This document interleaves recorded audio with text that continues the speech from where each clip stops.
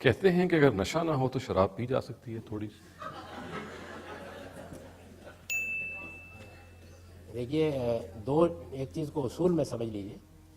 ایک چیز اللہ تعالیٰ یہ کہتے ہیں کہ اس میں یہ خرابی ہے. اس کے بعد ایک اور چیز یہ ہوتی ہے کہ اب انسان کو اس خرابی تک جانے سے روکنا ہے. یعنی ایک چیز تو یہ نا کہ آپ نے بتا دیا کہ اس چیز میں خرابی ہے.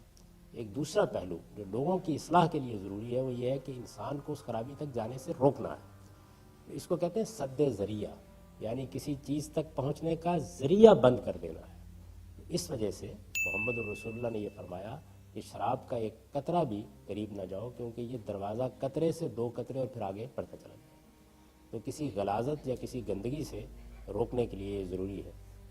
یہ بالکل ایسے ہی ہے کہ کوئی آدمی یہ کہے کہ جی بات یہ ہے کہ ٹھیک ہے بڑی کراہت ہوتی ہے پیشاب سے، لیکن ایک قطرے میں کیا حرج ہے. تو اگر کوئی چیز رجسم میں عمل شیطان ہے، گندہ شیطانی کام ہے، تو پھر اس کے ایک قطرے کے قریب بھی نہیں جانا چاہیے.